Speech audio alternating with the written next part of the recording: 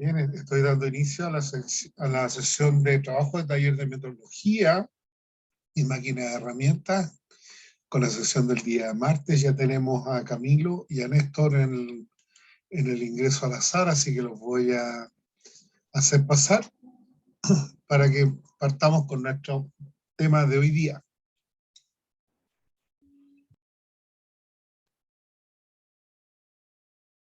Hola chiquillos, ¿cómo están? Gusto saludarlos, ¿cómo han estado ustedes?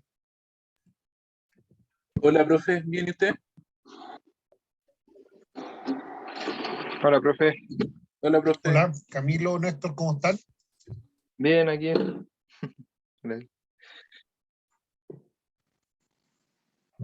escuchan? Profe, ¿se escucha?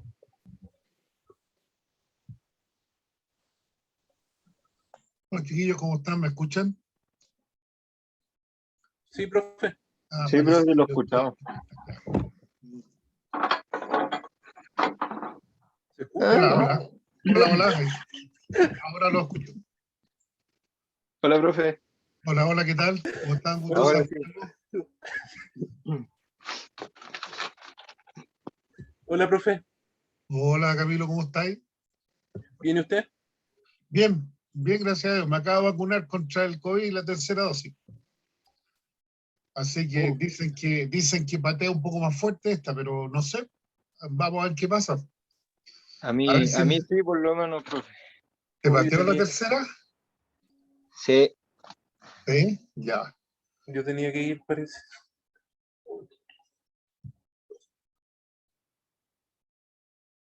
Yo no sé todavía. Acabo de ponérmela hace una hora atrás. Así que vamos a ver cómo reacciona la cosa esta. A ver si están así. Bien, cuéntenme un poquito cómo han dado las cosas. ¿Hicieron el trabajo que les entregué? Sí, profe. Ya, qué buena cosa. Qué buena cosa. Cuéntenme otra cosita. Y alguien me escribió, no sé si fuiste tú, Néstor, que me pedías la pauta, la estructura, pero tengo entendido que, si mal no recuerdo, se las entregué la semana pasada. No, yo no, profe. ¿No? Ah, ya, perdón, entonces, me he equivocado. Fue el Diego, parece, profe. El Diego, ah, ya, bueno, vale, vale. De todas maneras, que espero que la haya tenido a tiempo. Bien, hoy Quizás día, fue coordinación, ¿no, profe? Porque yo soy con él.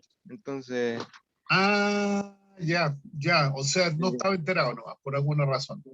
claro. Pero ya lo hicimos. Ya. Perfecto, perfecto. Bueno, me interesa que estén aquí, pues, presentes, pero necesito que los pongan. Necesito que ustedes hagan la presentación.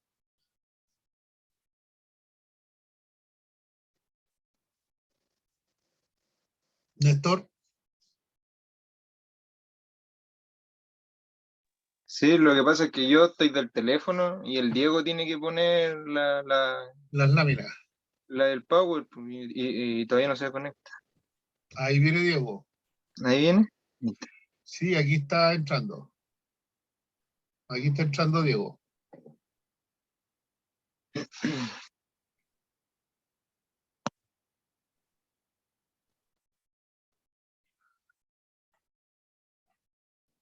Por ahí ya se va. Ahí está Diego. Hola, Diego. Hola, profe. Hola, Diego. ¿Cómo estáis? Más o menos. Más o menos, ¿qué te pasó? Estoy un poquito enfermo. ¿Y qué te pasó, viejo? Estoy un poco resfriado. Ya, ¿no Como de será COVID? garganta. ¿No? No, No, no es COVID. espero que no. Ya. Chuata, que fome. Oye, pero ¿has podido o has intentado sacarte alguna muestra, algo, alguna cosa como para poder comprobar? No lo he hecho. ¿No? ¿Y en tu familia hay alguien que haya tenido contacto directo con alguien o algo así? No, sí, yo creo que son los cambios de temperatura. Ya. Pero por tu viaje, pues digo. Sí, porque Ay, también, sí, porque de repente hay resfríos que son alérgicos, ¿ah? Se producen por las alergias. Muchas personas, yo también tengo de repente accesos de resfrío, pero es por alergia. Todos los años en esta época se producen esos problemas. Pero es pura alergia normal. Normalmente es pura alergia. Es lo típico. Oye, Diego, y Néstor, estaban ustedes, viene Carla. ¿Cómo estamos para la exposición de hoy día del tema? Hola, Carla. bien. Bien, perfecto. Ahí está llegando Carla. Hola, profe, ¿cómo está? Bien, Carla, ¿cómo estás tú? Bien, gracias, profe. Bien, qué bueno, me alegro. Tú estabas con Camilo, ¿cierto? Sí, con Camilo. Vale. ¿Cómo están? ¿Lograron hacer el trabajo? ¿Tienen el tema hecho ya para poder exponerlo? Sí, estamos listos. Ah, genial. Ya, estupendo entonces. ¿Quién quiere partir? ¿Nosotros?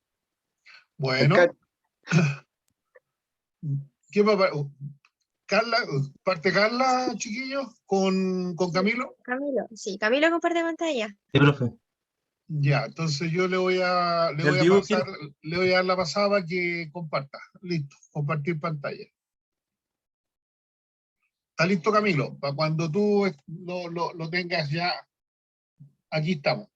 Deme un minuto, profe, por favor. Ya, mi viejo.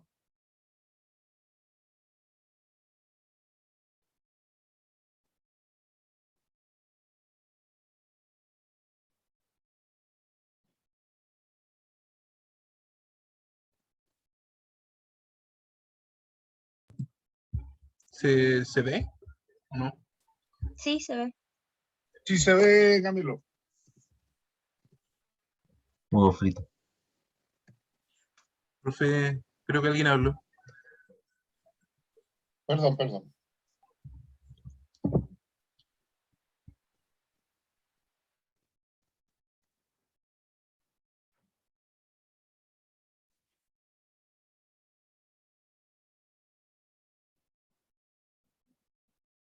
Dame un segundito. Cállate, Diego.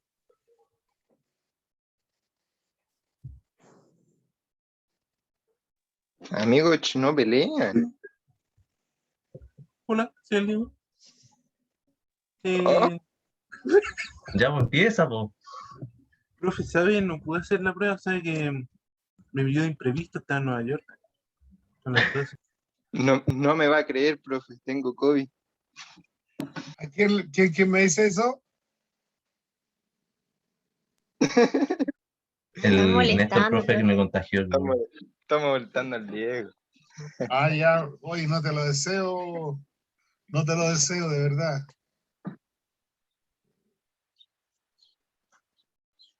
Yo sí. Cuando ustedes quieran, chiquillos, somos todos oídos. Ya. Bueno, con Camilo vamos a presentar el trabajo de investigación de materiales ferrosos.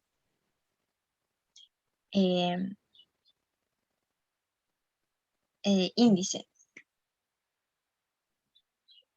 En la página 1 tenemos la introducción, que es un material ferroso. Luego, características de un material ferroso en página 2. Clasificación de los materiales ferrosos en página 3. Usos y aplicaciones de los materiales ferrosos, página 4. Y por último, bibliografía en la página 8. Ahora voy a hablar sobre la introducción de qué es un material ferroso. Ok. Los materiales ferrosos, materiales férricos o metales ferrosos son materiales metálicos que poseen el elemento hierro como uno de sus principales componentes. De hecho, el término ferroso implica que este elemento, el hierro, compone un gran porcentaje de la composición total del metal en cuestión. Y generalmente, si no es el elemento más abundante del compuesto, al menos será el segundo o el tercer componente de mayor cantidad. Si el metal contiene solo trazas de hierro o no contiene hierro en lo absoluto, entonces ya se denomina como un material no ferroso. En la imagen de la derecha podemos ver un ejemplo de material ferroso. En este caso son bobinas de acero laminado, que estas se usan en la fabricación de estructuras de acero, tubos, perfiles cerrados, vallas y elementos de fachada. A continuación, expondremos más en detalle todo lo relacionado con los materiales ferrosos, desde sus características, usos y aplicaciones. La siguiente diapositiva. Ahí. Como mencioné anteriormente, la principal característica de un material ferroso o metal ferroso es que el hierro es o es uno de sus componentes. Bueno, ¿qué atributo tiene este elemento? Es que es denso, fuerte cuando se mezcla con carbono, abundante y es fácil de refinar. Por otra parte, es altamente susceptible a la corrosión y magnético. Hacer aleación de hierro con otros elementos en diferentes proporciones puede mitigar o eliminar uno o más de estos factores. Bueno, entre las principales características de los materiales ferrosos se encuentran las siguientes. Generalmente son materiales magnéticos. Bueno, esto quiere decir que poseen naturalmente propiedades de atracción o repulsión sobre otros materiales, así también como por ejemplo la capacidad de almacenar energía. Tienen alta durabilidad y resistencia. También resisten fuertemente la atracción, que es la resistencia de un material a resultar dañado o a romperse bajo presión. Son conductores de calor, son excelentes conductores de electricidad. También es un material dúctil, es decir, que su estructura puede ser modificada con fuerza. También son maleables, esto quiere decir que pueden descomponerse para formar láminas delgadas. Y por último, tiene una baja resistencia a la corrosión. Esto quiere decir que son altamente susceptibles a oxidarse si están expuestos al ambiente. Y a continuación los dejo con mi compañero Camilo, que va a hablar sobre la clasificación de los metales ferrosos. ¿Se escucha? Sí, perfecto. Ya. La clasificación de los materiales ferrosos. La principal Sí. forma de clasificar a los metales ferrosos es mediante el porcentaje total de carbono en su composición. En esta clasificación encontramos a los aceros, que son aleaciones principalmente de hierro y carbono. Si son solo estos dos elementos, se llaman aceros comunes, siendo el porcentaje de carbono menor al 2%. Generalmente ubicado entre el 0,03% al 1,76%. Aunque se pueden añadir elementos como el níquel, el cromo, el manganeso o el titanio para mejorar sus propiedades, como por ejemplo la resistencia a la corrosión o su dureza. Si es que se añaden más elementos que el acero y el carbono, pasa a ser un acero aleado. Y generalmente el más usado, el ejemplo así característico de esto es el acero inoxidable. Otra clasificación son los hierros o hierro industrial. Son productos ferrosos muy difíciles de obtener, con un porcentaje de carbono muy pequeño, entre el 0,01 a 0,03%. Ejemplo de esto es el hierro puro y el hierro dulce o hierro forjado. Otra clasificación son las fundiciones. Las fundiciones son aleaciones de hierro y carbono que se diferencian de los aceros por la cantidad de carbono, mucho más alta que una aleación de acero, que en lo general una fundición va de 1,76 a 6,67%. Con esta diferencia tan grande de carbono, que es casi el doble o incluso más, se pueden obtener distintas propiedades, como por ejemplo una resistencia aún mayor a la corrosión y también a los cambios bruscos de temperatura, que es lo más susceptible que tiene el acero. Otra diferencia es que la fundición de acero es mucho más fácil de moldear, además de tener una producción más sencilla y más económica, tanto para piezas de gran tamaño como para piezas pequeñas que requieren de mayor precisión. Y la cuarta clasificación vendría siendo los grafitos. Cuando se habla de grafito, se suele confundir con el grafito, el compuesto de carbono puro, pero en el contexto de que estamos hablando de materiales ferrosos, se refiere a las aleaciones de hierro y carbono con un porcentaje de carbono de 6,67%. En la actualidad, debido a la fragilidad que tiene el grafito, no tiene ningún uso específico. En las imágenes, en la primera imagen es un ejemplo de acero, tubo de acero. En la segunda son una especie como de varillas de hierro.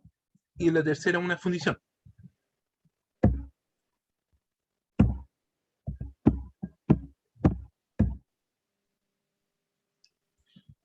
Usos y aplicaciones de materiales ferrosos.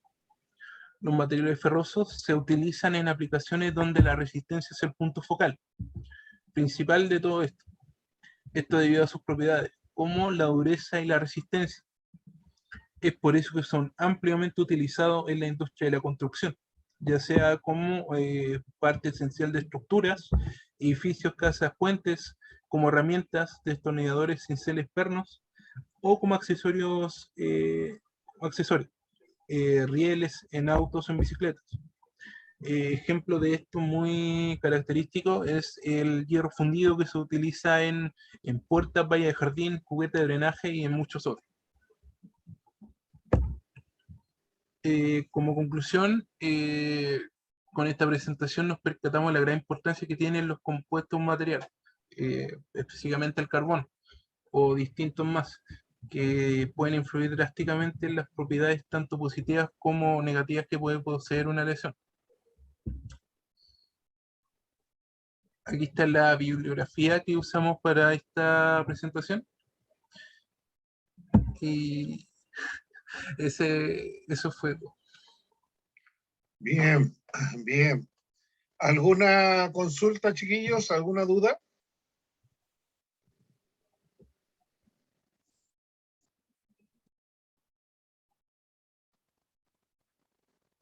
No. ¿Alguna consulta, alguna duda, chiquillos? Yo por mi parte no. ¿No? Diego, No. bien, yo quisiera, eso sí, conversar algunas dos cosas. Cuando hablamos de materiales ferrosos, estamos incluyendo ahí, chiquillos, podrías colocar la lámina de donde aparece la clasificación de los aceros, por favor? Al tiro, profe. Muchas gracias.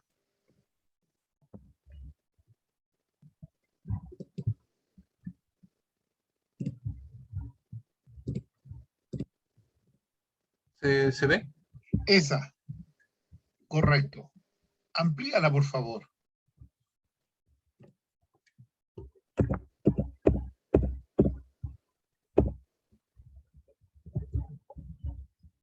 Ahí está. Esa. Allí, cuando nosotros miramos esta clasificación de los materiales ferrosos, en realidad, nosotros podemos hablar de que con materiales ferrosos caben todos los que se llaman aceros, ¿ya? Entonces, cuando una empresa o alguien habla de acero, está hablando de todos los tipos de fierro factibles de poder ser considerados, ¿ya? O compuestos de fierro considerados en ese espectro.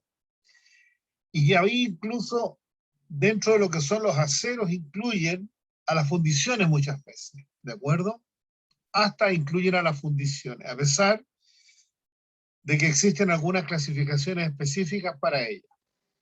Pero cuando se habla de acero, estamos hablando del acero de menor calidad de carbono, es decir, el más blando, que es el cero, que es de 3 centésimas porcentuales de acero, o sea, de carbono, que es el más duro, o sea, el más blando de todos los hierros que existen. Por ejemplo, estamos hablando que ese hierro es, por ejemplo, con el que se fabrican los clavos, ¿de acuerdo? Entonces es tremendamente blando, es un acero que no tiene ninguna capacidad más de poder trabajarse o templarse. Tampoco tiene posibilidades de ser, ya, posible de ser utilizado en otras cosas que no sea más que para hacer clavos. Hay otros aceros que son también, que le llaman algunos acero negro. Y cuando hablamos de acero negro estamos hablando del acero que se ocupa para el alambre de construcción, ya con el que se hacen amarras, que es un acero básicamente que es muy blando, muy maleable y tiene muy poca capacidad, digamos, de dureza, pero es muy maleable, ¿de acuerdo? Así que permite ser utilizado ampliamente cuando nosotros necesitamos algún tipo de material que se adapte bien a la forma y pueda resistir esfuerzos y pueda de alguna otra manera lograr moldearse en frío bajo algunas circunstancias, ¿de acuerdo? Entonces para eso usan el acero ya o el acero de tipo negro, o algunos le dicen acero dulce, ¿de acuerdo? O hierro dulce, pero todo eso son dentro de la categoría de los aceros, ¿de acuerdo?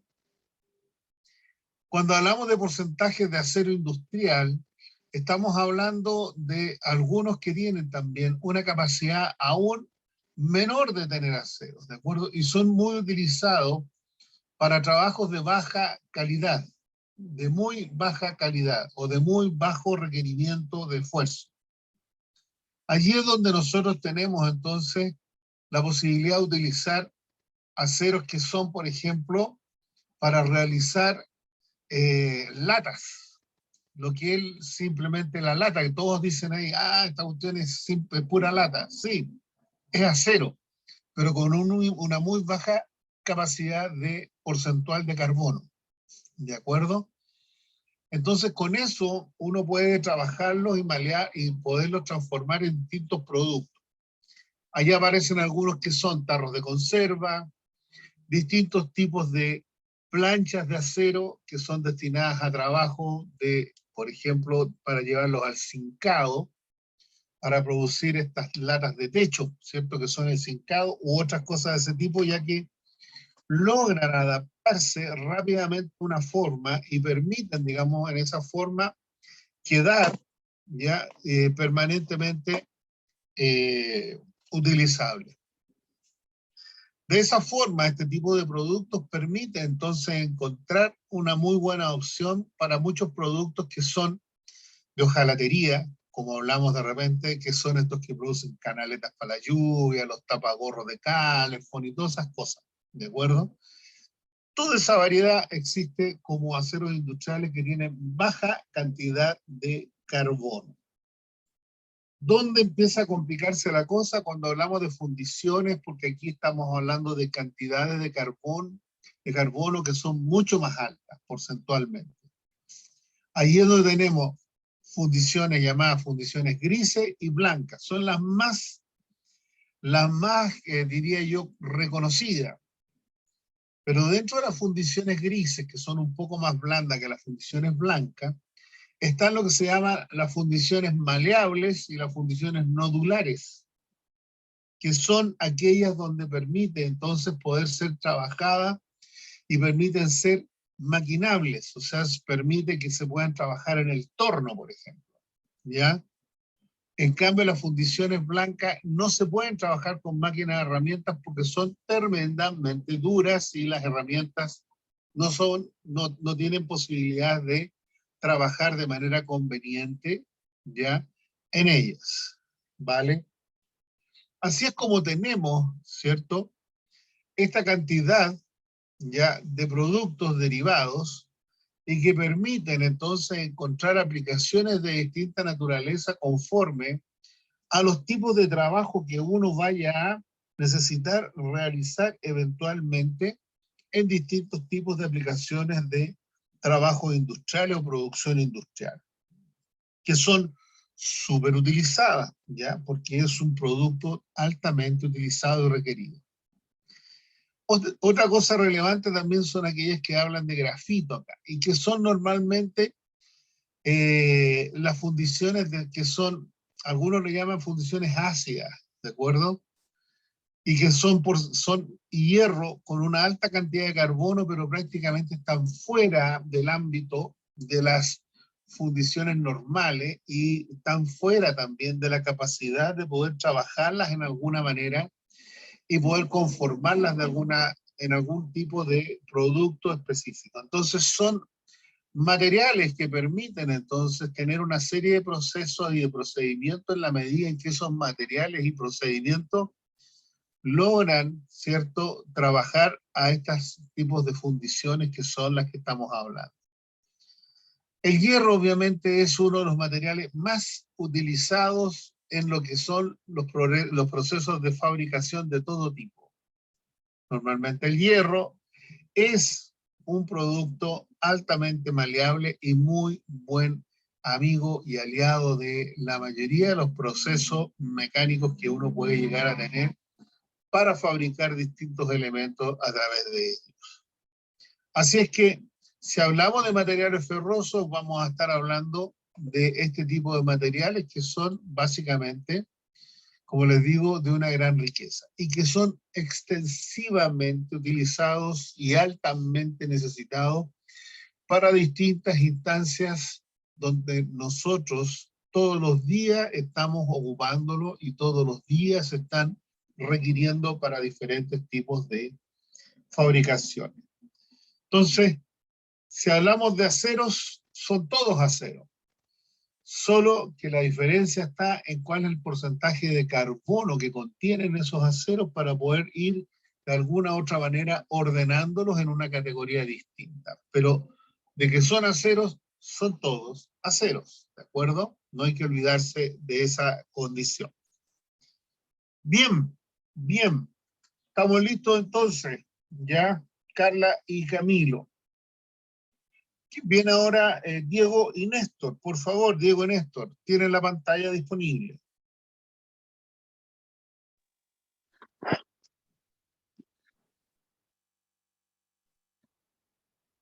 Ya, profe, al tiro, esperen. Todo suyo, chiquillos.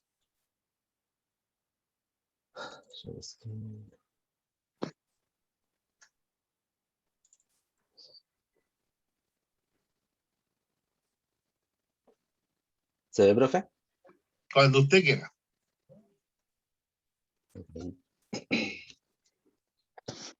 Ya. Oh, espera un poquito, profe. Bueno,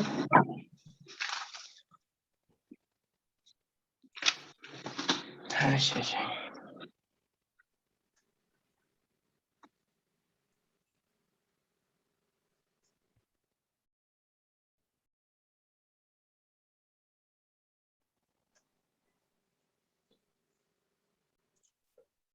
Ahí. Chuta, espérenme, profe, espérenme. A ver, ahora sí.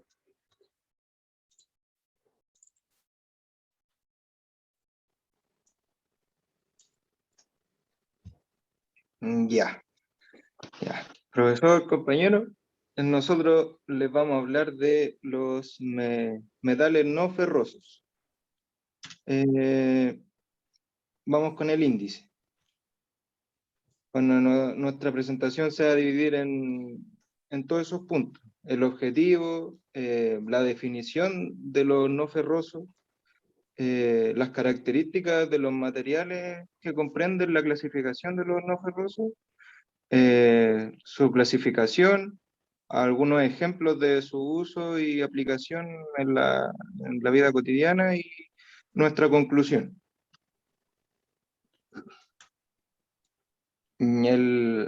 Bueno, el objetivo de la presentación es dar a conocer los materiales no ferrosos, tanto sus características y qué tipo de metales encontramos en esta clasificación y su aplicación en la vida cotidiana.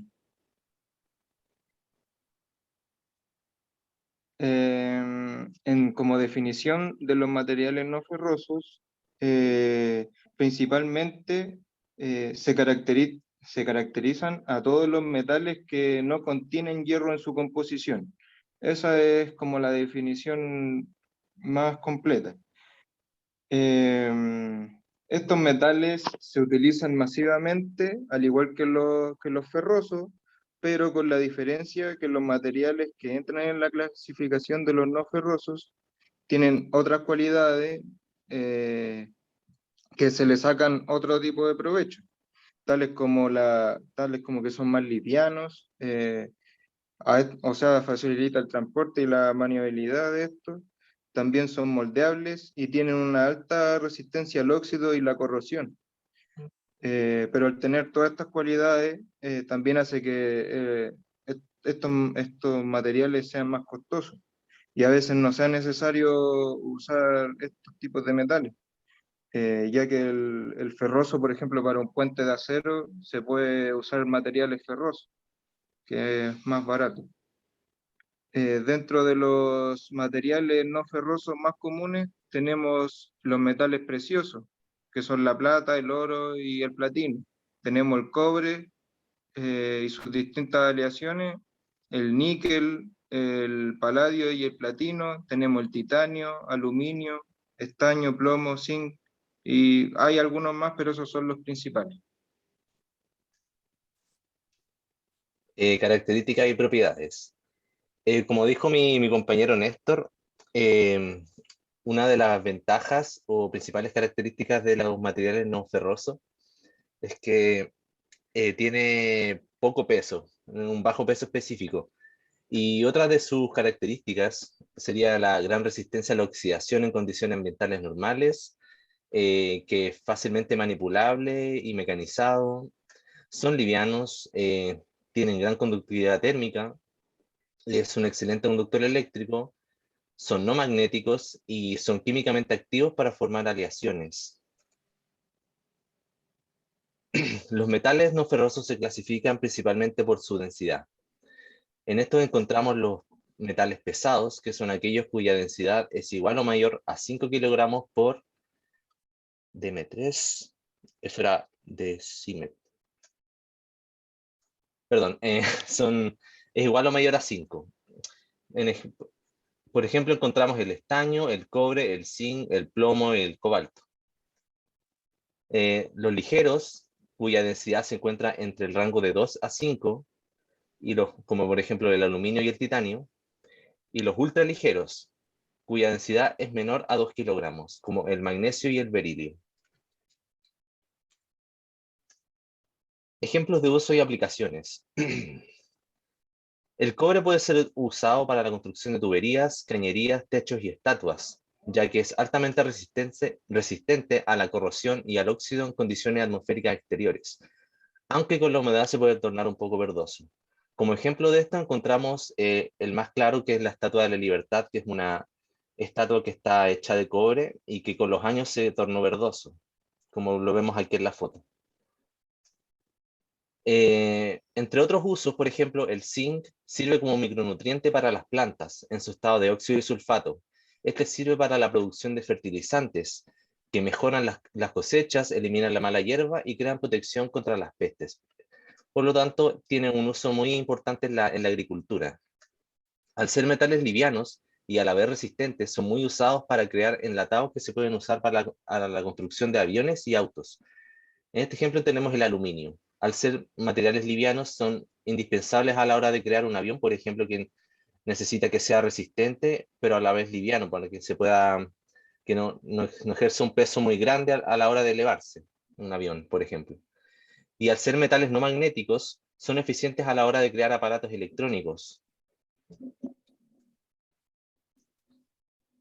En conclusión, según todo lo que hemos visto, a pesar de que tiene un costo de producción más alto que los materiales ferrosos, sentimos nosotros con mi compañero que los materiales no ferrosos tienen muchas ventajas, como las que ya hemos mencionado. Son más livianos, son más resistentes. Eso es muy importante en muchos ámbitos de los que hemos hablado, por ejemplo, la agricultura, el diseño de tuberías, la aeronáutica. En fin, tiene muchas propiedades y sentimos nosotros que es mayormente ventajoso por sobre los materiales ferrosos. Esa es nuestra bibliografía. Bien, Y eso sería, profe. Gracias. vale. No te salgas todavía, por favor. Ay, perdón, Déjalo ahí, perdón. devuélvete un poquito. Devuélvete ¿A donde dónde? está la clasificación, por favor. Clasificación, ya. Bueno, ahí tenemos las clasificaciones típicas. Cuando hablamos de clasificaciones de los materiales no ferrosos, estamos hablando justamente que el peso o la densidad del material es el que define cuál es la clasificación de este. Y para eso están aquellos que tienen densidad de 5 kilos por litros, ahí habla de decímetro cúbico, pero quiere decir litros. Aquellos que son ligeros, que son de 2 a 5 kilos por litro, y otros que son ultraligeros, que son de 2 kilos por litro aproximadamente. Y ahí hay un familión, porque cada uno de estos elementos, ya sea, por un lado, los materiales ferrosos y los no ferrosos, son una cantidad enorme de materiales. Son 2 familiones, pero tremendamente grandes, y que permiten, digamos, ya tener una gama y variedad de ellos para diferentes tipos de utilizaciones dependiendo de las condiciones de donde van a trabajar. Por eso, entonces, uno de ellos tiene, por ejemplo, capacidades importantes en términos de ser muy livianos, pero tener una alta resistencia a algunos esfuerzos mecánicos, como es resistencia a la tracción, ¿de acuerdo?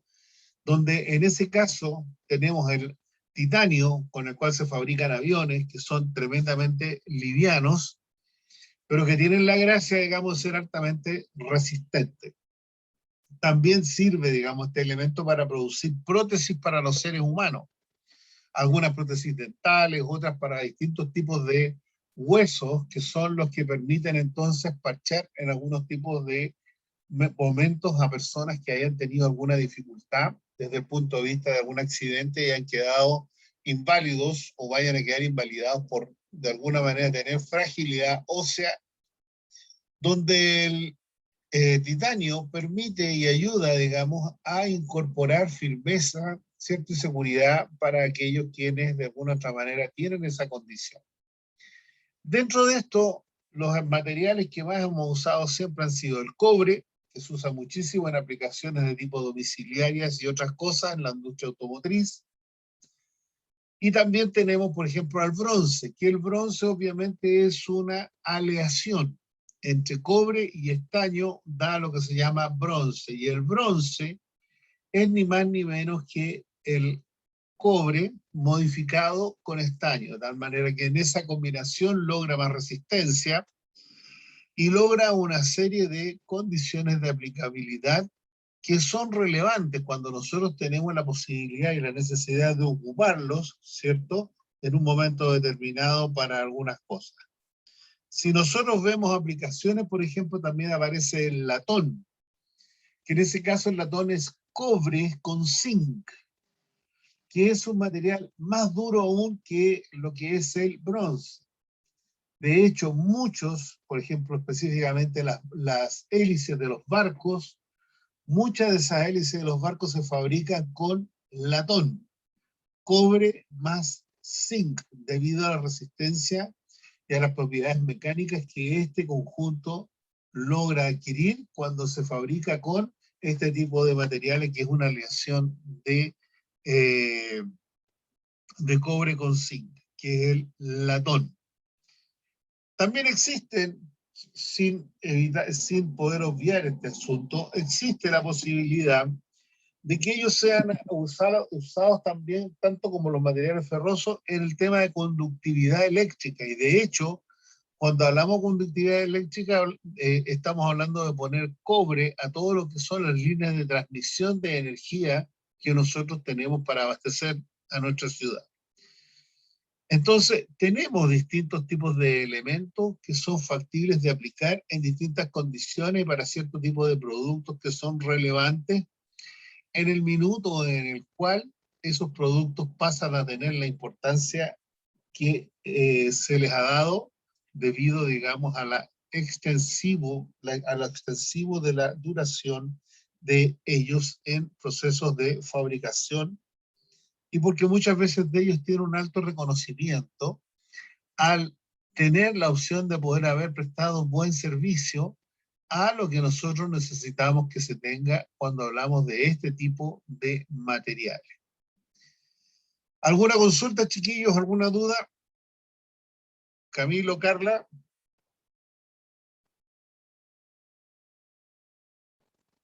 Camilo, Carla, ¿alguna consulta, alguna duda? No, profe, ninguna duda. ¿No? Bien. Bueno, entonces, como nosotros ya veíamos, tenemos la posibilidad de tener materiales que son altamente, diría yo, resistentes y muy utilizados cuando nosotros tenemos la posibilidad de utilizarlos en distintas aplicaciones industriales donde prestan servicios con alta capacidad. De tal manera que uno puede inferir de esto que desde el punto de vista de las aplicaciones donde han sido ya probados estos materiales, permite tener la opción de entonces utilizarlos con plena capacidad y confianza en la medida en que nosotros tenemos entonces estos materiales bien utilizados. Bien, si no hay alguna duda o alguna otra consulta, voy a pasar entonces a revisar el tema que tenemos para hoy día en nuestra conversación del día de hoy, ¿vale? Denme un segundo, voy a traer mi disco duro para que lo podamos ver. Denme un segundito.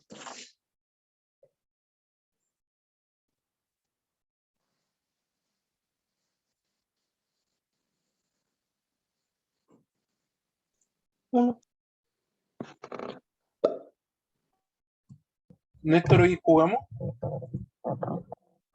A tope. a todo. Agrégame al grupo mejor. Imbécil. Cállate, vos, bueno. Cállate vos, imbécil. No te voy a desbloquear. Sí, no te digo, güey. No tengo el Forza 5. Sí. Ay, No. no, Pero juguemos Warzone, po. ¿Con me el sumo. patito? Sí, con el pato y el clan que está de cumpleaños, pues, para jugar hoy día. Yo también. Somos 4, weón, no. Aprende a sumar. ¿Y la Carlita? Oye, ¿Y la me puse nervioso. Falta la Carlita que juegue. Leíste como el hoyo, weón.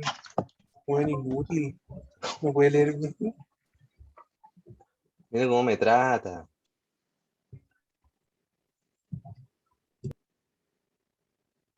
Bien, chiquillos, vamos entonces a ver, déjenme un segundo, vamos a ver aquí el material que tengo, donde vamos a revisar entonces otro tema que les tengo.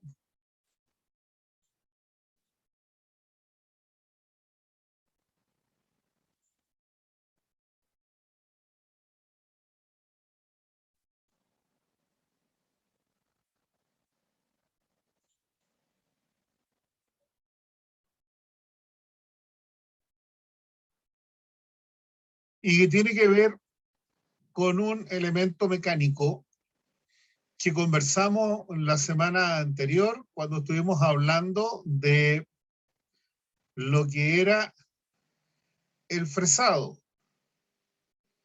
Entonces vamos a ver ahora un material que tiene que ver con justamente la fresadora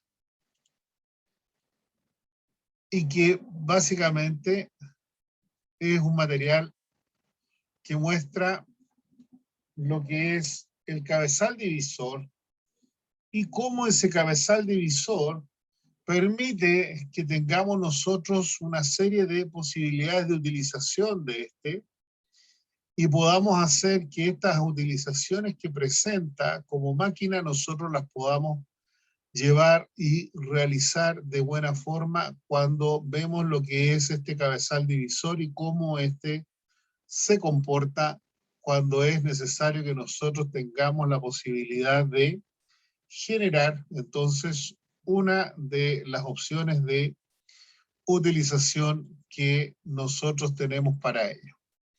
Así que vamos a ver el tema del cabezal divisor y que como accesorio importante de lo que tiene la máquina como tal, la fresadora, ¿ya? Permite entonces que nosotros podamos hacer una serie de operaciones que ya vimos la semana pasada, o sea, la vez anterior, la última vez que nos reunimos antes de la semana esta de descanso, y pudimos, digamos, revisar qué es lo que hacíamos con él. Por lo tanto, vamos a ver entonces ahora lo que es el taller de metrología, vamos a ver lo que es el cabezal divisor y cuál es la importancia que tiene este cabezal divisor en el tema de fabricación. Aquí está como tal el cabezal divisor con todos sus elementos, donde permite que nosotros tengamos, ¿cierto?, una visión general de este y nos muestre específicamente qué elementos son los que tiene este cabezal divisor. Vamos a ver entonces distintos tipos de elementos que son los que lo componen. De partida, digamos, todo es el cuerpo o cabezal, ¿cierto?, que es el que ven ustedes acá, que contiene una serie de elementos en su interior, pero principalmente tiene, digamos, un eje central con un sinfín en esta zona de acá en la punta, ¿ya? Y una corona en esta zona central. Ese sinfín, ¿cierto?, y esa corona están unidas completamente en un conjunto que tiene una relación de giro específica. Todo este sistema que ven acá, donde está este disco de agujeros para la división indirecta, todo lo que es esta manivela que ven ustedes y punzón en esta zona de acá, más el compás, ya, o tijera le dicen también, ya que está aquí en esta otra zona, forman un conjunto que está directamente relacionado con el disco divisor o plato universal donde se colocan las piezas en este otro lado. De tal manera que en esa conjunción de elementos nosotros podemos llegar a tener la posibilidad de ubicar cualquier herramienta, cualquier pieza que necesitemos de alguna manera para poder hacer que tenga cierto número de cortes absolutamente equidistantes entre sí sobre la periferia o la superficie de algún elemento mecánico. Este cabezal divisor, entonces, si nosotros lo miramos un poco de adentro, está compuesto específicamente de esta manera. Al cortar este elemento, nosotros podemos tener entonces una visión interna de este cabezal divisor. Aquí está lo que hablábamos recién, el plato divisor, que estábamos viendo recién. Veíamos todo lo que es la manivela, ¿cierto?, con su punzón acá. Veíamos en este otro caso lo que es el compás o tijera, que está acá en esta zona y hacia este lado.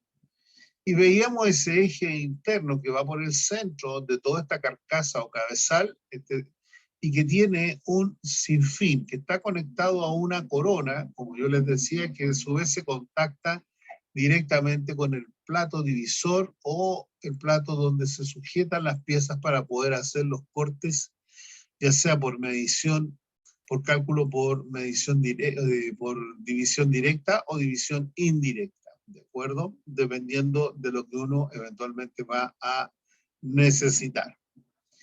Con este cabezal nosotros entonces podemos ver que las piezas se van a unir aquí en un extremo, ¿cierto? Y tienen cierto nivel de piezas que están detallados acá del 1 al 14, y que permite mostrar cómo esas piezas están interactuando entre sí en este dibujo en corte de un cabezal, donde cada una de las piezas que contiene están absolutamente claras y definidas aquí en este dibujo, cosa que ustedes las puedan ver sin problema.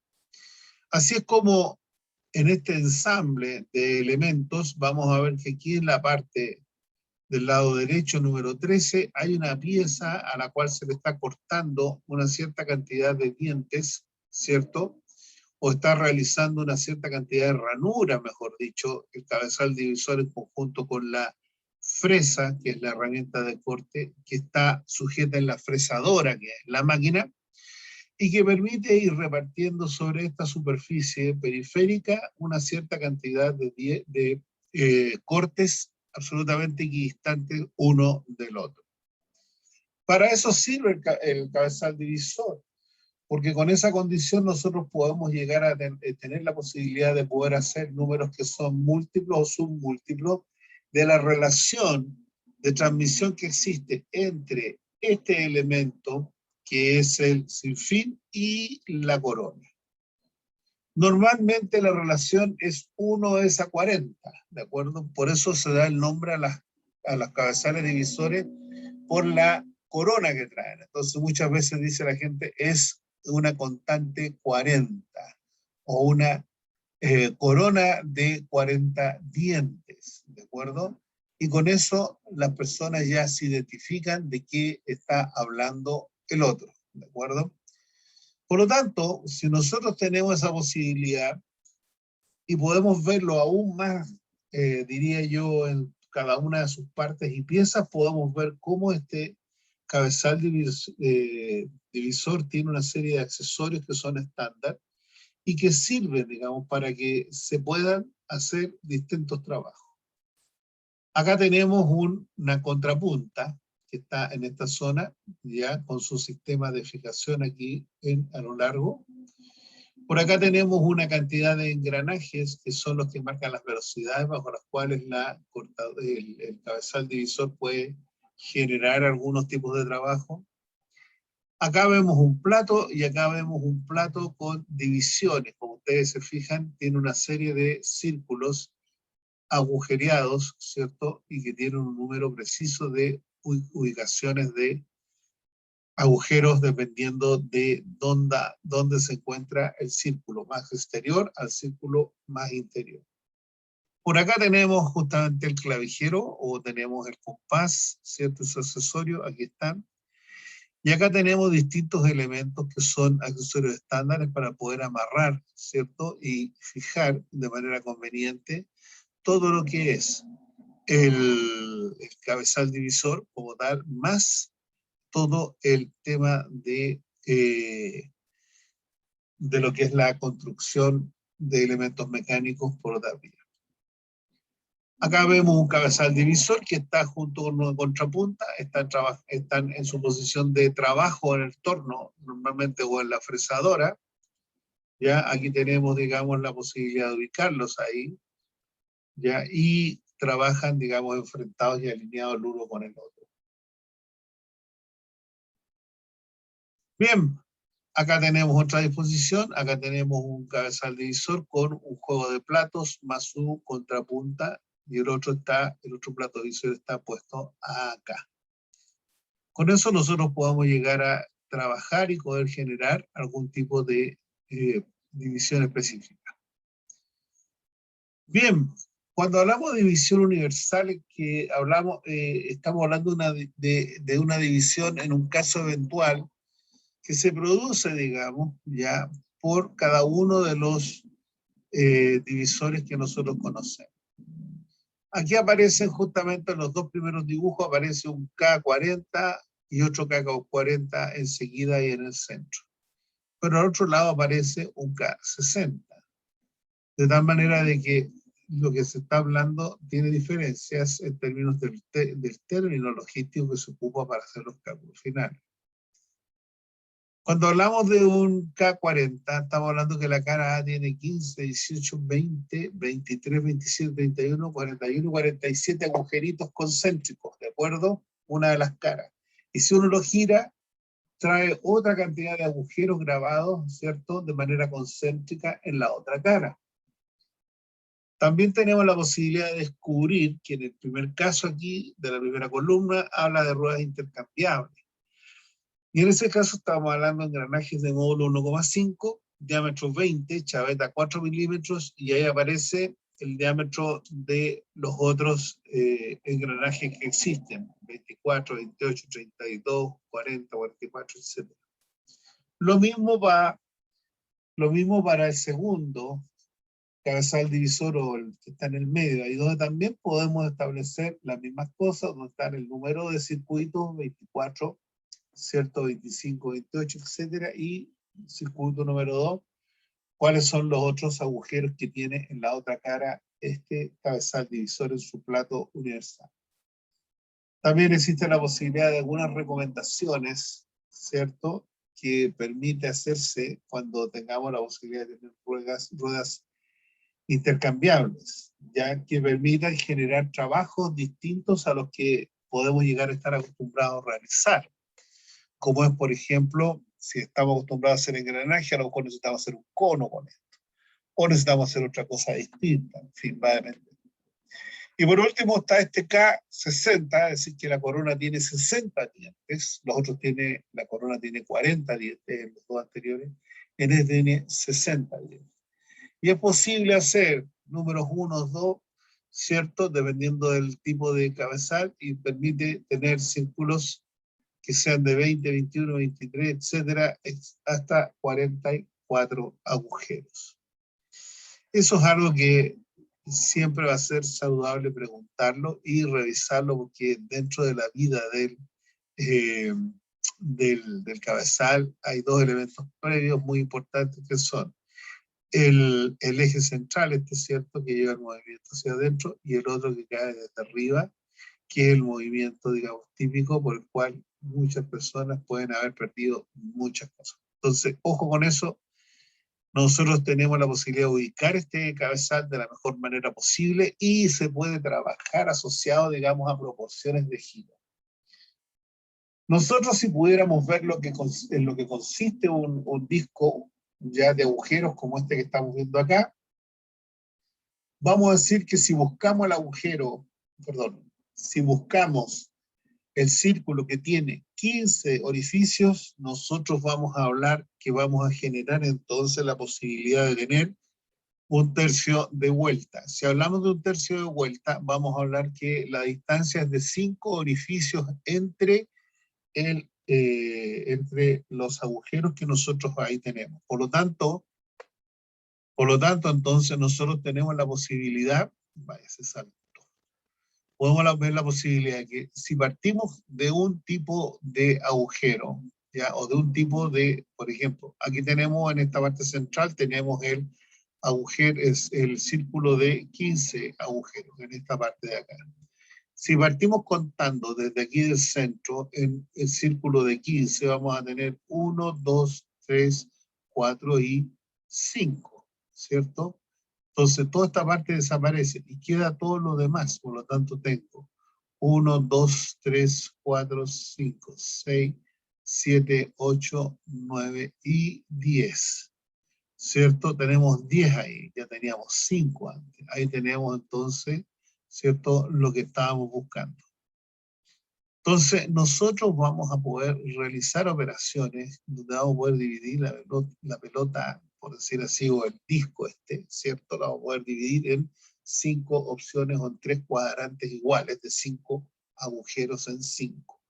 Y va a generar 3 cuadrantes, si ustedes se fijan. Tenemos aquí un cuadrante desde esta parte de aquí hasta acá, luego de acá hasta este otro lado y de este otro lado nuevamente hacia allá. Y con eso tenemos entonces la posibilidad de tener, ¿cierto?, el disco dividido en partes iguales y en números enteros además, que es otra cosa importante porque 5 es submúltiplo de 15. Por esa gran y simple razón es que se logra lo que estamos viendo acá en este minuto.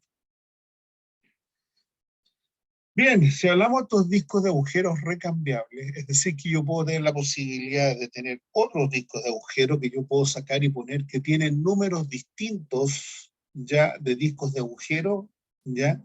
Entonces, bueno, porque permite tener una variabilidad respecto, digamos, los trabajos que se pueden hacer con ellos, en la medida en que yo cambio de un tipo de disco a otro. Así es que no es mala opción tener esta posibilidad y generarse entonces una opción de fabricación adicional con este tipo de elementos.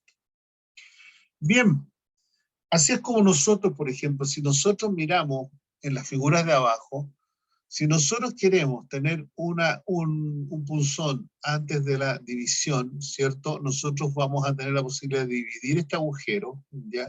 O dividir este círculo de agujero de a 4 en 4 distancias entre cada agujero.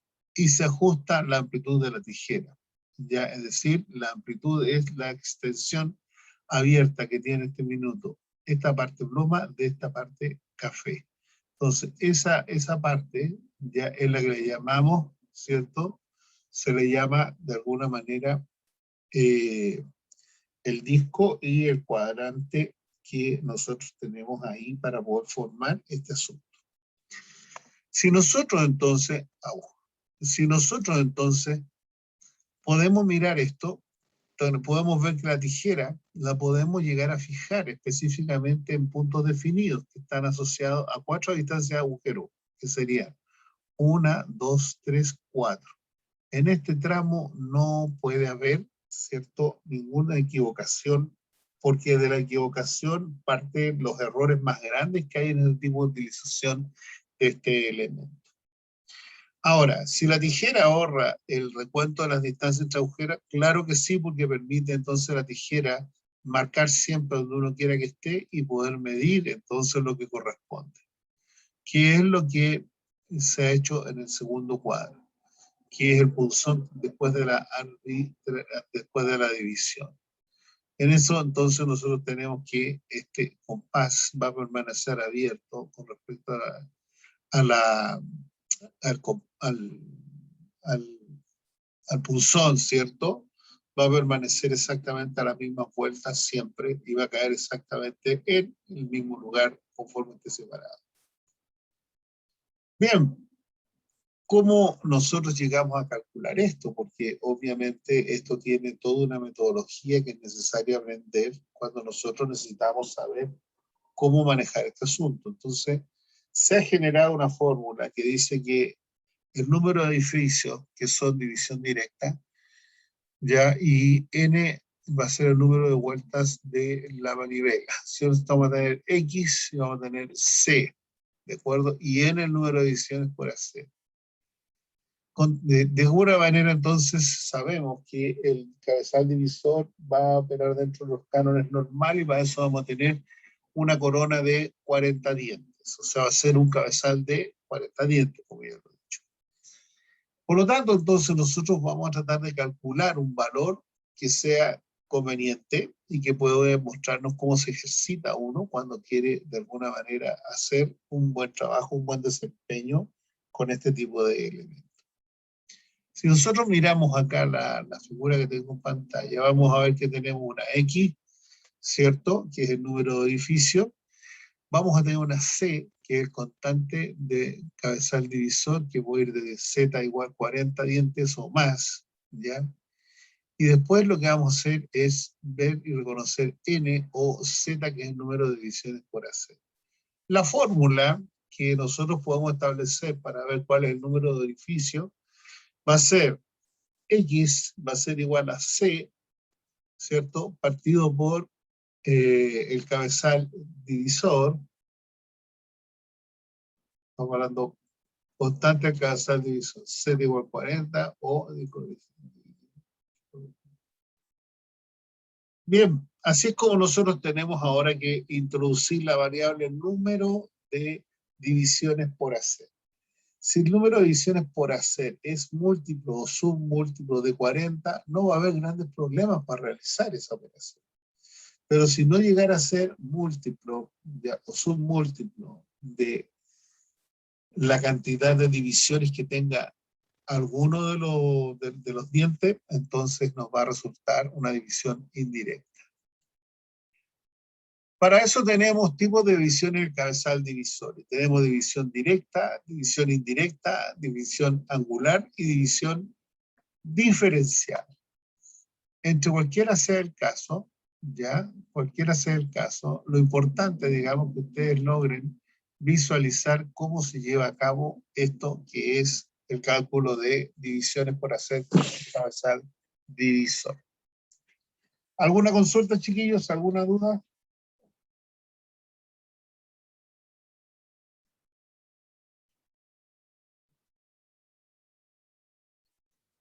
¿Alguna duda, alguna consulta, chiquillos? No, profe, ¿No? no. Vamos entonces, mire, entonces tenemos lo que es lo primero. Lo primero que tenemos que saber es el tema de lo que es la división directa, que es la división más fácil que se puede realizar con el cabezal divisor, ¿de acuerdo? Esa división directa, que es la más fácil de realizar, es posible hacerla cuando la división que se vaya a realizar sea múltiplo o submúltiplo del número de orificios que tenga el disco divisor del cabezal divisor, ¿de acuerdo? En ese caso, nosotros vamos a tener que este es el disco de orificio, ¿ya? Este es el disco de orificio y aquí está el plato de agujeros de acá, que es otra cosa, que es para la división indirecta. Cuando este disco de orificios tiene, por ejemplo, 24 orificios, vamos a decir que la constante de ese plato es 24. Supongamos que tenemos que hacer 3 cortes, de acuerdo sobre el material. Lo que vamos a hacer va a ser dividir el número C, ¿ya? O el número de orificios que tenga ese plato divisor, ¿ya? Dividirlo por el número de caras o de cortes que haya que realizar. Y en ese caso van a ser C partido por N, va a ser a 24, que es el número que está acá arriba, ¿cierto?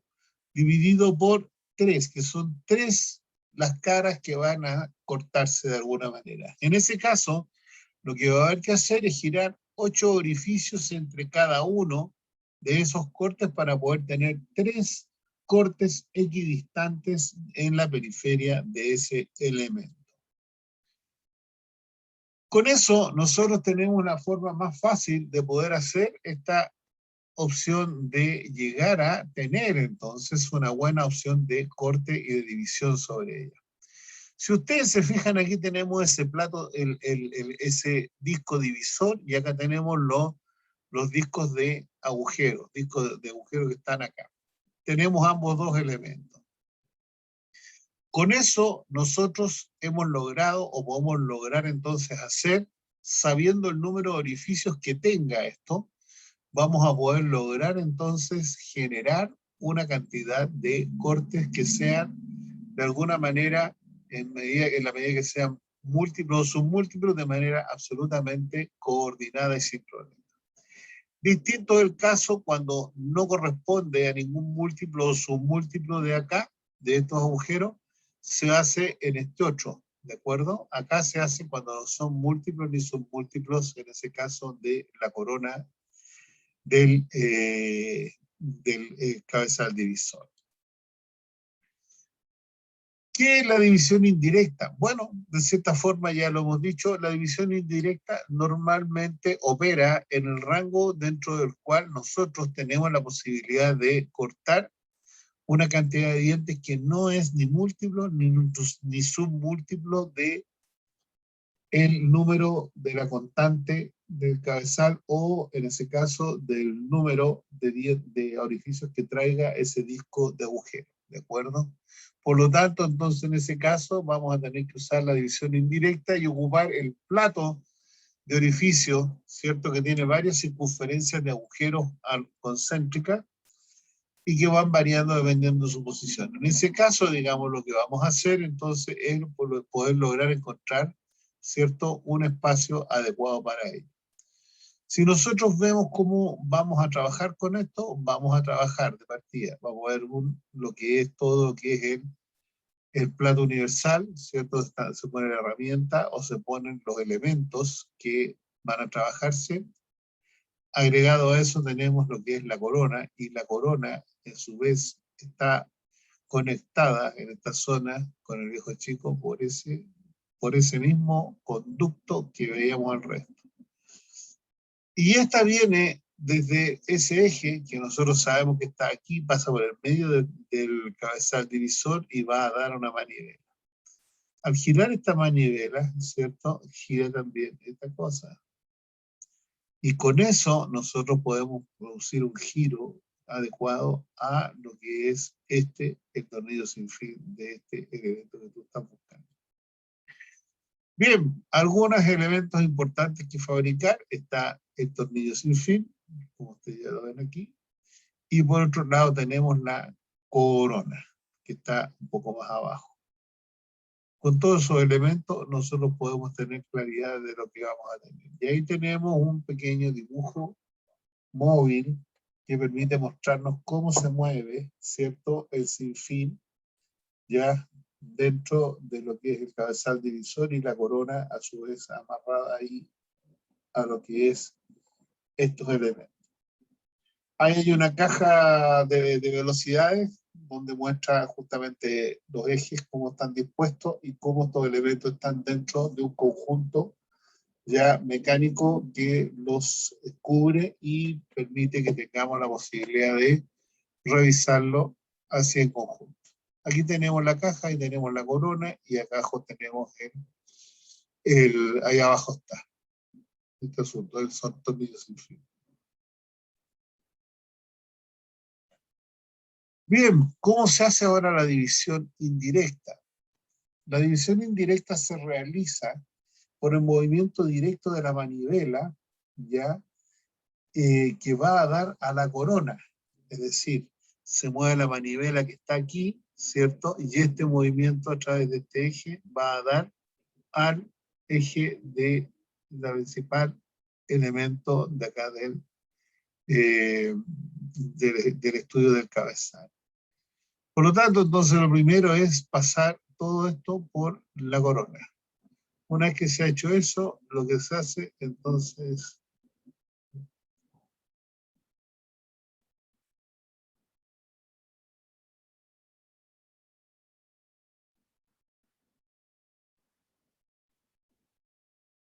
Bien, como ustedes pueden ver, tenemos acá todos estos elementos que se ven un poco complejos en su distribución, pero ustedes verán, aquí tenemos la corona, acá tenemos el sinfín, también tenemos la relación de corona de 40, la constante es 40, y podemos pensar que el movimiento de esta manivela pasa por este eje central, ¿cierto?, hacia la corona, y la corona mueve, perdón, este sinfín, y este sinfín mueve la corona.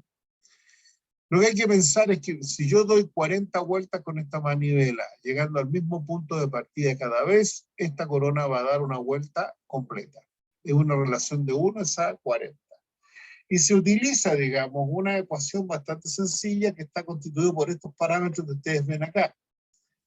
El número de vueltas que hay que dar a la manivela, que es el V sub M, K, que es la constante de la corona, que en este caso va a ser 40 probablemente, ¿cierto?, por lo que dice aquí, y Z, el número de divisiones a realizar, ¿ya?, o dientes. Entonces, se nos presentan 3 casos específicos para poder calcular esto que estamos hablando. Primero que nada, que la división sea exacta, eso es fundamental. Lo otro, que Z sea mayor que el K, o la constante de la corona. Y por otro lado, es que la división no sea exacta, que podría ser la otra opción, digamos, a presentarse dentro de esto. Para esta división indirecta, entonces, vamos a tener que dividir un disco en 10 partes iguales. Entonces vamos a ver que las vueltas que va a dar el cabezal divisor va a ser K, el número de vueltas, el número de dientes, perdón, o de constante, y partido por Z, que es el número de divisiones o dientes que vamos a hacer. En ese caso va a ser 40 partido por 4, o sea, por 10, y va a dar 4 como resultado final en términos de lo que este representa. Se puede usar cualquier plato, ojo, de cualquier agujero, círculo agujero, aunque lo ideal es buscar un número que quepa con 40, que tenga la rima con 40. Puede ser 8, puede ser 5, puede ser 10, ¿cierto? Puede ser 4, en fin, lo que corresponda, ¿de acuerdo? Que ustedes puedan de alguna manera lograr calzar con la menor cantidad de vueltas posible, porque eso es importante, dar la menos cantidad de vueltas posible para poder tener rápidamente la pieza realizada lo antes posible. Lo otro, nunca daremos una vuelta entera, dice. Fresar un engranaje de 74 dientes.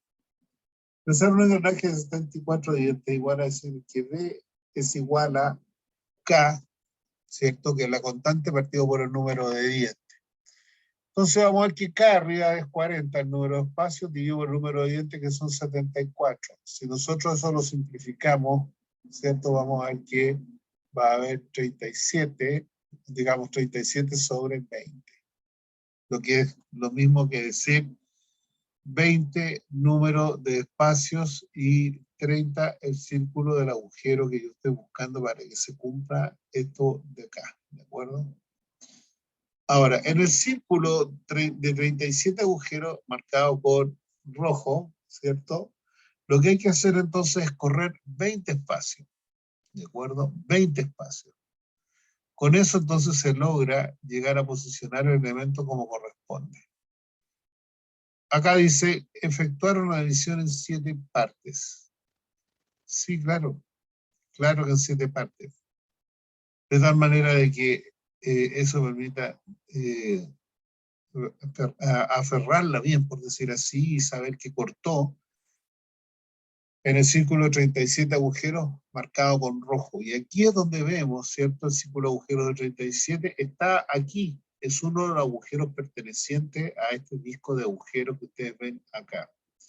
Y que entre este agujero de acá y el otro que está acá deben haber, o deberían haber, los agujeros que se calcularon, que serían 20, el número de espacios. Bien, efectuar una división en 7 partes. Aquí se nos fue todas las pailas. Porque 7 no es ni múltiplo ni submúltiplo de 40. Por lo tanto, aquí la cosa se pone color de hormiga. ¿Cómo se puede arreglar esto? Bueno, ya no se hace con el plato o con el disco divisor, se hace con los platos de disco, ¿cierto?, que tenemos en el cabezal. Y en ese caso, lo que se hace es decir que el número de vueltas, ¿ya?, va a ser igual a K partido por Z, la misma relación, y que eso va a ser igual a 40 partido por 7. En ese caso, entonces, lo que va a decir es que va a tener que conseguir 5 frascos y dejar 5, ¿cierto?, números de espacios partido por 7, ya que va a ser el número de partes iguales que se van a tener que confundir ahí. Para ello, entonces, nosotros tenemos que, vamos a tener P partido por K, va a ser igual a 5, y después va a ser 40 por 5, y en este otro caso 7 por 4. Con esto, entonces, nosotros vemos que los cálculos se reducen a decir que el número de vueltas va a ser, si era 5, 2 séptimos, vamos a hacer 5 partido por 7. ¿De acuerdo? O sea, decir, 5 vueltas en el agujero del número 5 y van a sobrar cada vez 7 agujeros en ese disco.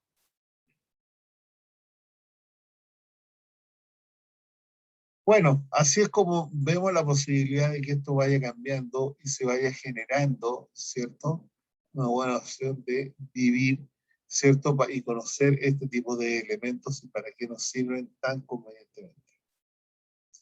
Vamos a ver ahora, ¿cierto?, el cálculo de la división directa. Ya lo veíamos recién que era la constante partido por el número de cortes que se vayan a realizar. Eso da 40 partido por 15.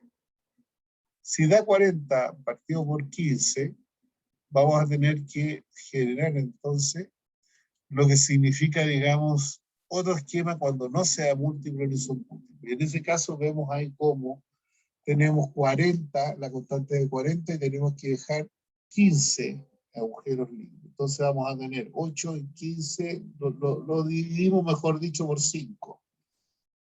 También 40 cabe 5 veces en, digamos, 8 veces en 5 veces 5 agujeros, ¿cierto?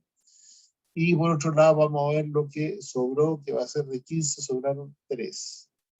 ¿Qué es lo que se hizo en ese caso? Se hizo una división fraccionaria común y corriente, donde salieron algunos números que no son números digamos, múltiplos, exactos. Entonces hay que interpretar esta cifra como 8 partido por 3. Luego 8 partido por 3 va a estar asociado a lo que es la manivelas de la segunda vuelta. Va a estar asociado a los orificios del disco.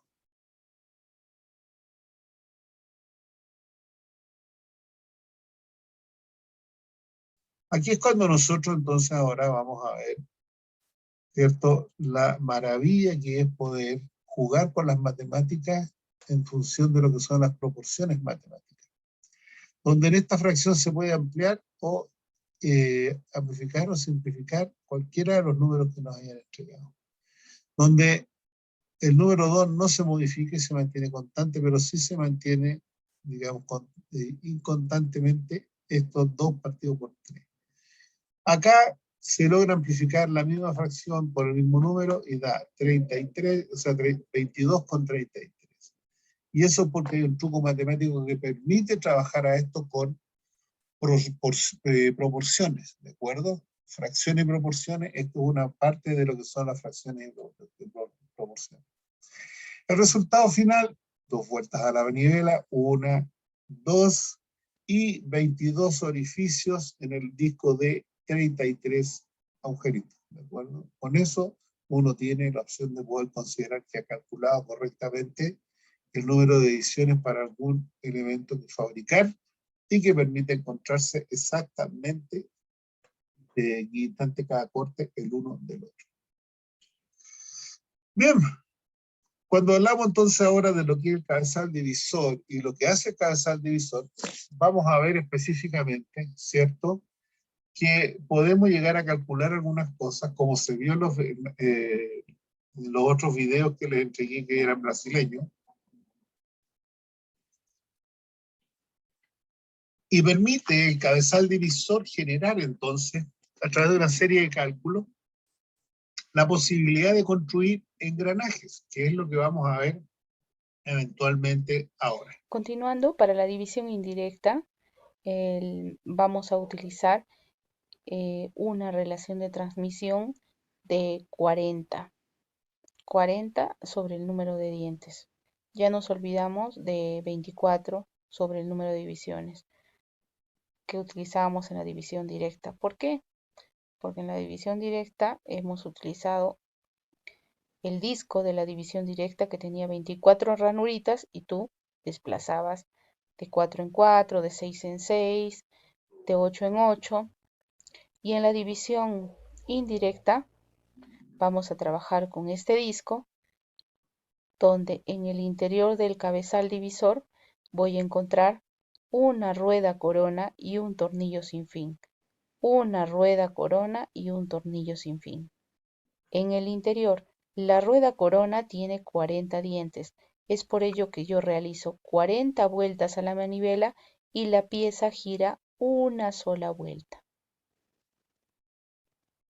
Bien, cuando voy a hacer el cálculo, si quiero fabricar una rueda dentada de 16 dientes, voy a decir 40 sobre 16, pero no voy a realizar el cálculo con la calculadora, no voy a botar un número decimal, voy a botar un número en fracciones. 2 enteros, 8 16avos. Si lo traduzco a el cabezal divisor, diré 2 vueltas con 8 agujeros en el disco de 16. Esto lo vamos a profundizar un poquito más cuando vamos a ir al taller y voy a explicar con la misma fresadora qué significa esto de 2 vueltas, 8 agujeros en el disco de 16. ¿Ya? Continuamos. Lo que estamos haciendo es hallar la relación de transmisión.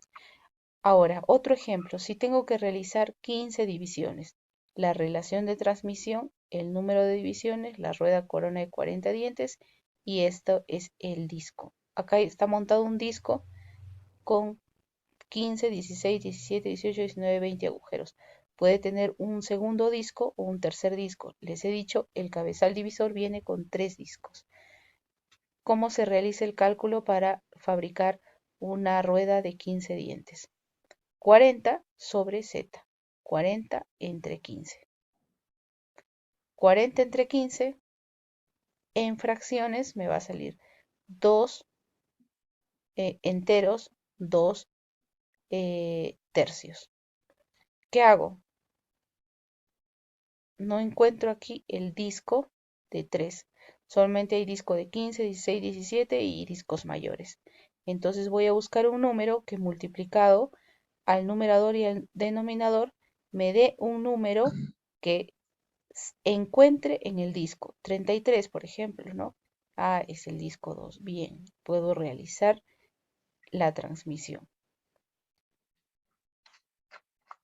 Y el resultado sería 2 vueltas con 22 agujeros en el disco de 33. ¿Cómo fabrico una rueda dentada? ¿Qué necesito saber? ¿Qué herramienta de corte voy a utilizar? Fresa modular.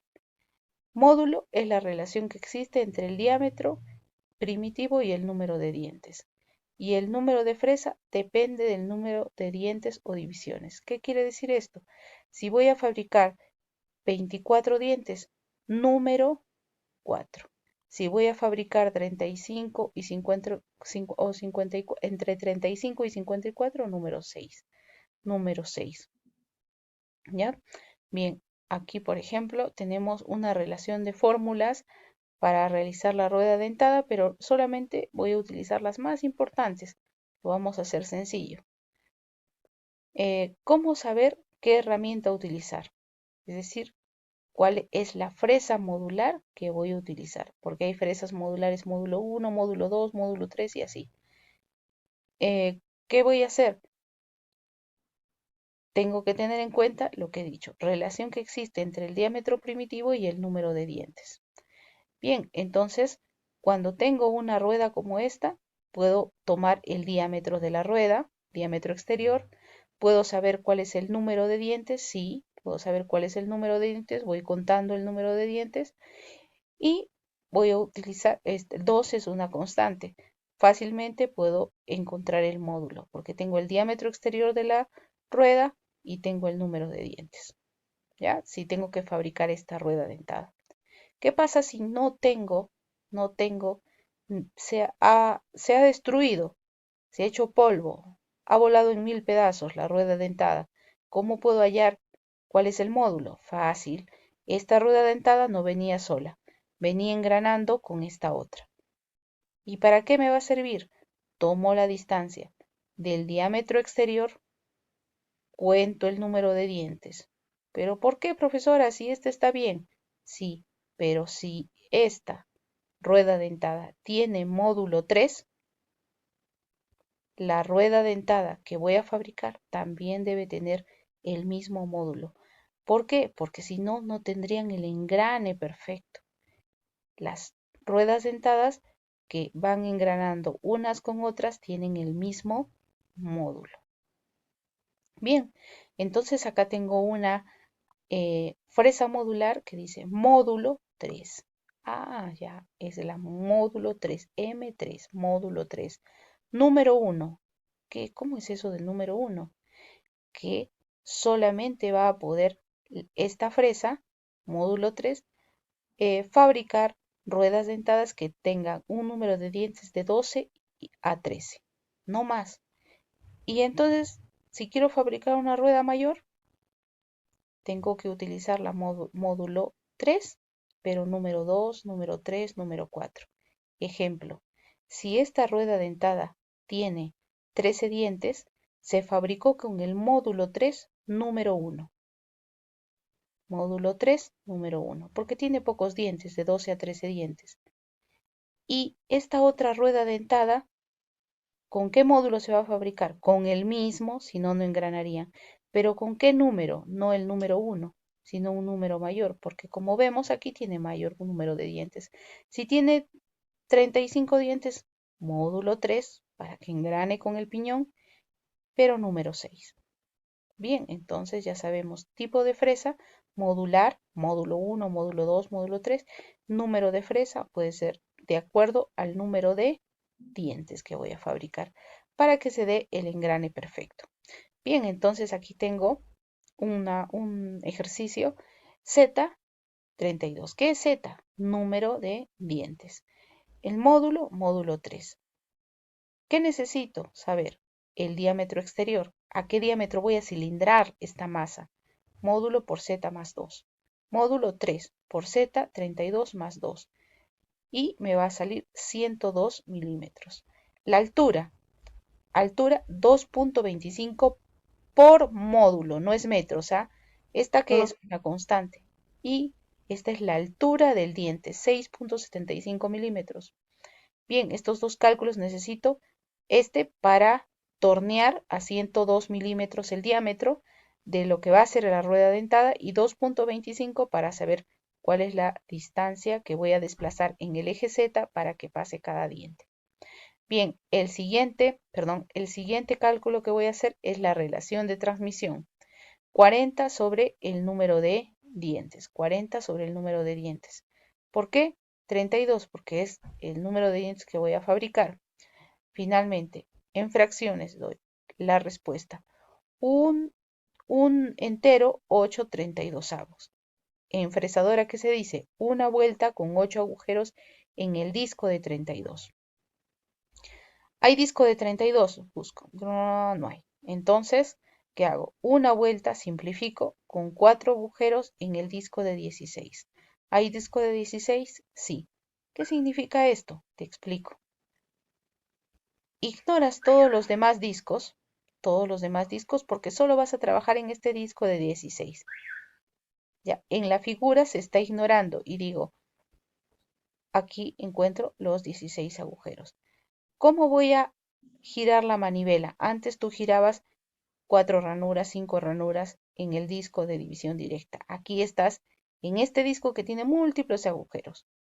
Entonces voy a desplazar una vuelta con 4 agujeros.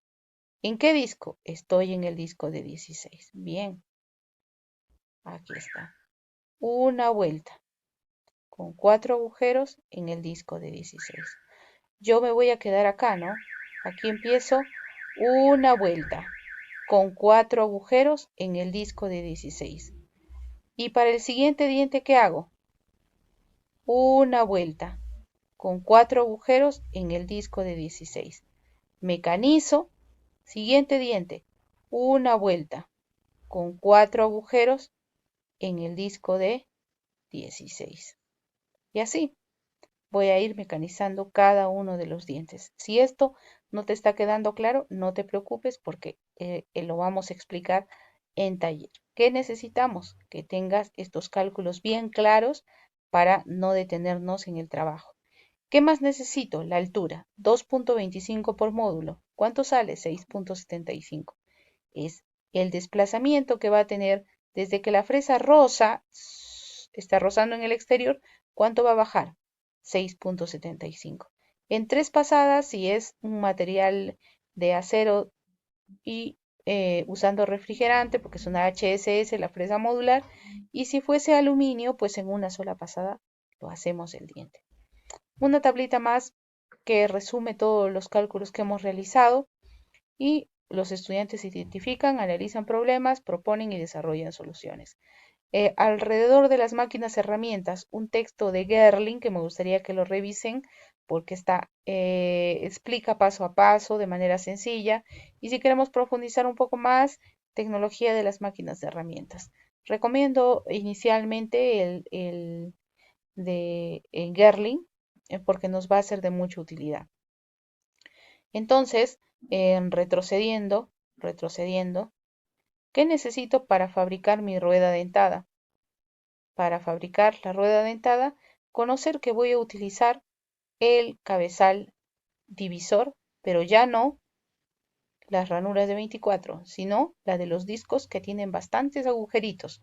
¿Por qué? Porque este conecta a la rueda corona de 40 y voy a trabajar con esta relación de transmisión de 40 sobre el número de dientes. ¿Qué más necesito saber? Me voy a ir aquí. Tengo que saber que tengo que saber que el módulo va para todas las ruedas dentadas que engranan en común. ¿Cuál es la diferencia? El número. Esta primera, módulo 3. La segunda, módulo 3. Pero un número diferente, pues, diferente. Número 1 para 12 a 13 dientes y un número mayor, número 4, 5, para 26 a 34 dientes. ¿Qué más necesito saber? El diámetro exterior. ¿Y cómo voy a sacar el diámetro exterior? Módulo y el número de dientes. Altura, 2.25 por módulo, así va a ser siempre. Después, la relación de transmisión, 40 sobre el número de dientes. fraccionando, pero no cualquier fracción, sino buscando que el denominador sea uno de los discos que tengo aquí. ¿Qué significa esto de disco? Disco de 20, 20 agujeros. Disco de 19, 19 agujeros. ¿No? Así. ¿Qué más tengo que saber? Esto de aquí lo explicamos en el taller, la altura y nada más. Y con eso estamos listos para fabricar las ruedas dentadas. Dejo estos dos enlaces como para que los vayan revisando. Bien, entonces esperamos que revisen esta información porque es importante para no atrasarnos en el taller. Bien, esos dos libros que recomiendan acá son muy buenos, son realmente libros importantes cuando uno va a dedicarse a aprender el maquinado de piezas de distintas maneras. Así que para tenerlo, digamos, como consulta, en algún caso que a ustedes les toque trabajar en este tipo de fabricaciones, yo se los recomiendo de verdad excelente, de manera excelente. Son muy buenos para poder revisar ese tipo de opciones. Por último, vamos a revisar a manera de ejercicio lo que es el mecanizado de torno, donde nosotros vamos a poder ver cómo es posible, digamos, ya una vez visto lo que se hace con los tornos, ya, y ya por finalizando lo que es el tema de lo que es fresadora y lo que es el cabezal divisor, vamos a revisar lo que tenemos acá, por ejemplo, en términos generales, un eje que tiene por un extremo una rueda dentada, que tiene por otro lado una zona hexagonal, que también se puede fabricar, digamos, con la fresadora. Todo esto es con fresadora, ¿ya? Y cómo vamos a lograr hacer una pieza cuadrada y una zona triangular. Todos estos son elementos para poder ensayar y realizar con la fresadora y el cabezal divisor, después de haber mecanizado cada una de estas partes en un torno y haber cilindrado las piezas a la medida final que nosotros estamos viendo acá en este plano, ¿ya? Cada una de ellas va a venir con un cierto nivel de tolerancia específica, medidas con pie de metro o medidas con micrómetros, cualquiera sea el caso. De tal manera que esto podría ser un plano de fabricación que incluye además la posibilidad de generar chaflanes, por un lado, ¿cierto?, de 1 milímetro de ancho por 45 de inclinación, generar los diámetros necesarios a 15 milímetros de diámetro, el engranaje que va a tener 36 milímetros de diámetro exterior y así sucesivamente los demás elementos con sus medidas particulares, considerando además que todas tienen una ancho específico de 14 milímetros, todos los elementos que están en la parte inferior. Así que cuando nosotros hablamos de mecanizar con ese cabezal divisor, ¿cierto?, nosotros vamos a poder hablar, básicamente poder realizar todos esos elementos en función de estas figuras y estos perfiles que ustedes están viendo ahí, y que permiten, digamos, ¿cierto?, generar una forma definida y específica en algún elemento de máquina en particular, ¿vale? ¿Cómo se realiza este mecanizado? Bueno, aquí hay un procedimiento de trabajo que cuando uno va a hacer una hoja de proceso de mecanizado, como lo vimos en las clases anteriores, lo primero que debe establecer el procedimiento de trabajo, donde aparte, digamos, primero que nada por la colocación del cabezal divisor y contrapunta en la mesa de trabajo de la máquina fresadora, es decir, hay que armar el conjunto para trabajar en la pieza que vamos a fabricar. Después hay que controlar el paralelismo y excentricidad del eje patrón, o sea, que todo esté absolutamente alineado. Después colocar seleccionar una fresa adecuada.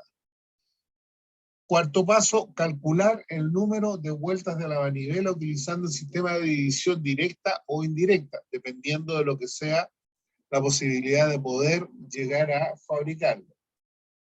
Eso sí es múltiplo o submúltiplo del número de agujeros que tenga el plato divisor.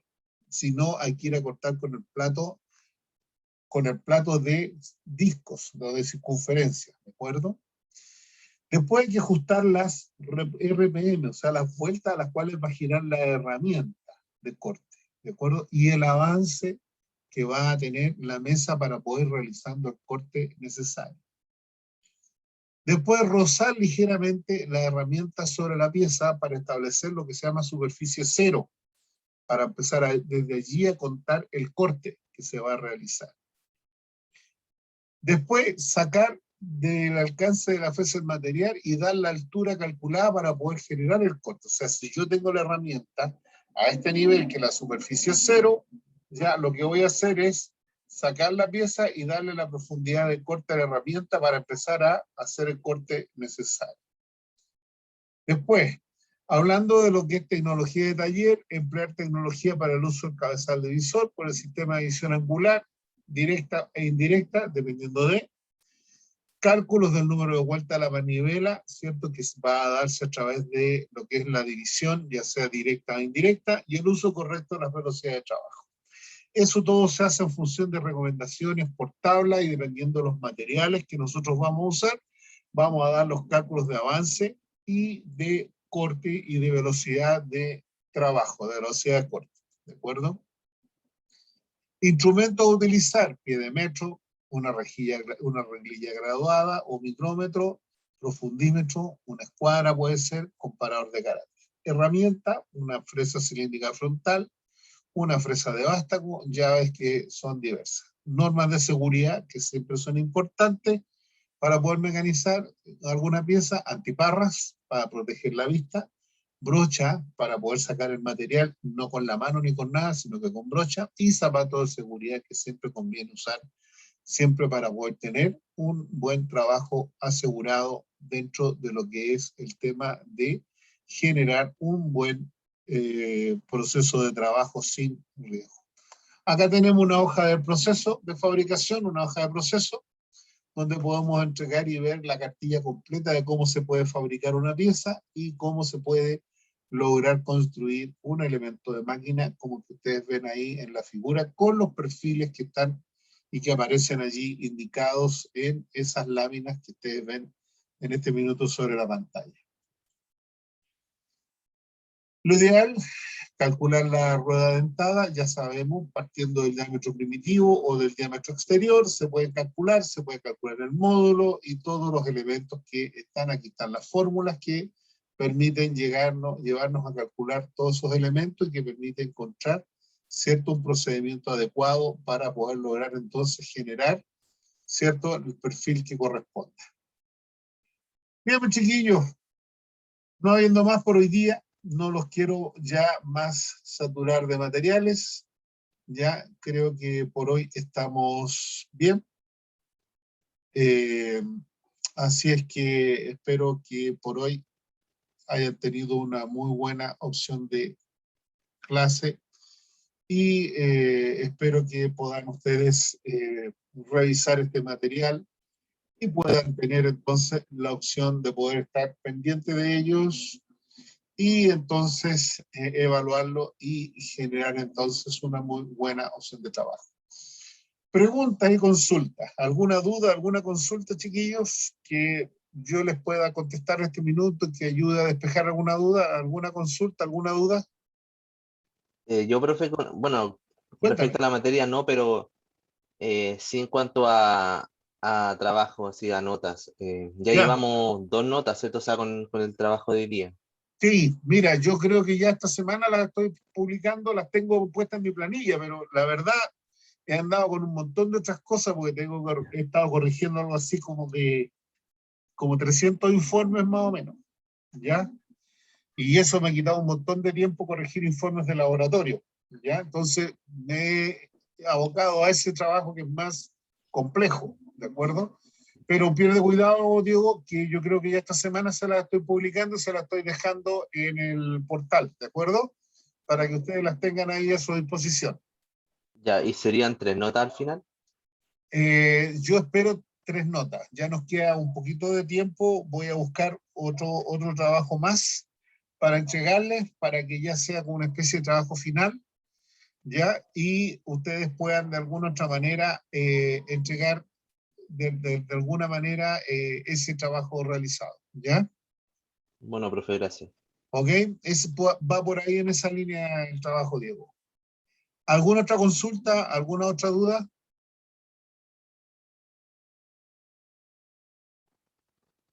Bien, si no hay otra duda, otra consulta por hoy día, llegaríamos hasta aquí, chiquillos, y les deseo que tengan una muy buena semana, que estén muy bien y por supuesto que sea, y espero que tengan un muy buen tiempo de trabajo. Ya nos estamos acercando al final del semestre y van a tener ya que ir generando, digamos, los finales de la asignatura.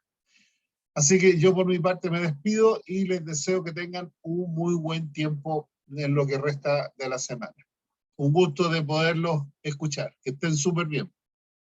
Chao, profe, que esté Nos bien. vemos. Cuídese. Chao. Igualmente, que estén súper bien ustedes también.